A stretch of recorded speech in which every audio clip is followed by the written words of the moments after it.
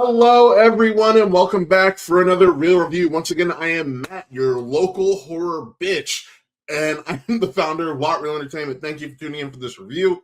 Listen, if you are new to this channel, what you don't know is while I began my journey with horror back in 16 when Get Out came out, or 2017. It was 2017. I am a little bitch when it comes to horror. So I am very selective. I love the Scream franchise. I love slashers. That seems to be where my wheelhouse is. But movies like Obsession are always a mixed bag because, yes, it's elevated horror. Sometimes it's a classic throwback. You never know what you're going to get. And for me, I can easily say up top, this is my second favorite film of the year so far. Right behind Project Hail Mary. This is a film that hits all the horror notes you want it to hit. It is a throwback, but also elevated at the same time. The concept is interesting, and it does pose some interesting questions. So we start off with our lead character, Bear, played by Michael Johnston, who has a crush on his best friend, Nikki, who just so happens to be played by Inde Navarrette from Superman and Lois fame. And he goes to the store. This all happens because they're making plans to hang out, and she says they're on the phone. She drops her crystal necklace in the sink, and she's like, "Oh no, my crystal necklace just went down the drain." So him being the best friend who has a crush on her, is like, "Oh, I'm gonna get her a new crystal necklace," so on and so forth. And when he's there, he doesn't get the necklace, but he comes across this interesting artifact called a Wish Willow. Be careful because you literally only get one wish. That should be a big sign there, buddy. Anyways, so instead he buys the Wish Willow. He just plans on giving it to Nikki. They start to have this conversation in the car on the way home from trivia night, and he's trying to work up the courage to say something to her, and ultimately he doesn't. And in the process, he's like, "Wait, I forgot your gift that I told you about." He doesn't give it to her, so he takes a look at it. He starts reading the packaging more, takes it out of its box. He makes his wish thinking it's a joke. One wish, Willow. You only get one wish. I wish Nikki Freeman loved me more than anyone in the entire world. It comes true. It comes true. It's the monkey's paw type tale where it comes true, and it's in the way that you don't expect, or it's to extremes, and everybody starts to notice a little bit. Jeez, what kind of spells you put on her?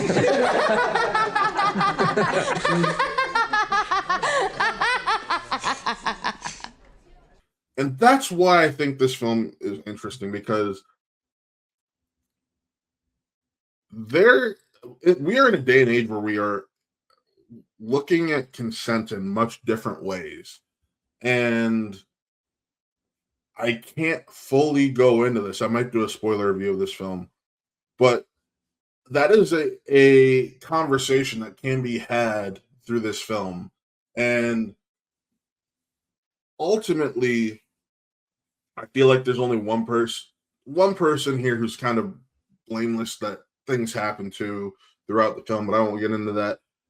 And it's just interesting, and in today's day and age, something to talk about. And I think the film tries to do that at points. It has a fantastic supporting cast that includes Cooper Tomlinson and Megan Lawless. The score is creepy as hell.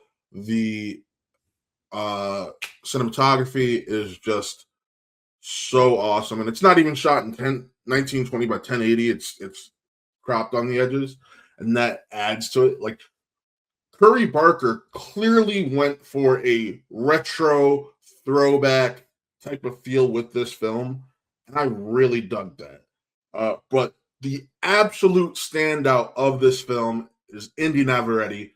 I was a fan of hers back when Superman and Lois was on. I absolutely loved her. I think she's a fantastic actress, and it's nice to see her get to just express her acting ability and range in a film like this. I think people are going to be really shocked when they see this and see her.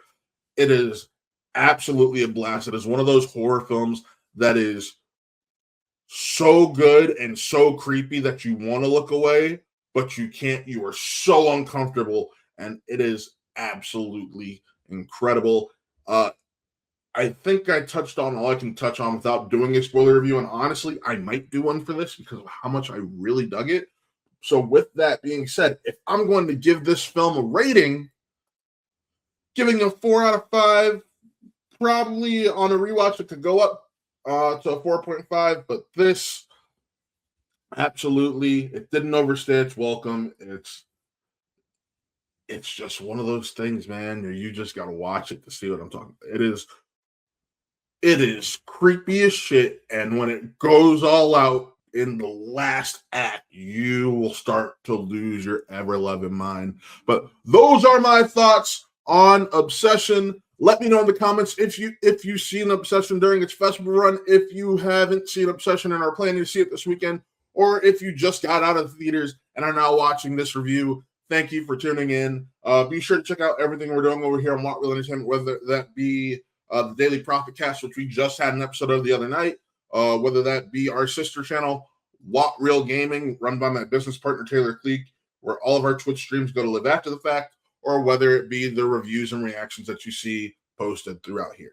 But with that, folks, signing off, I am Matt. This was another Real Review, and we'll see you next time.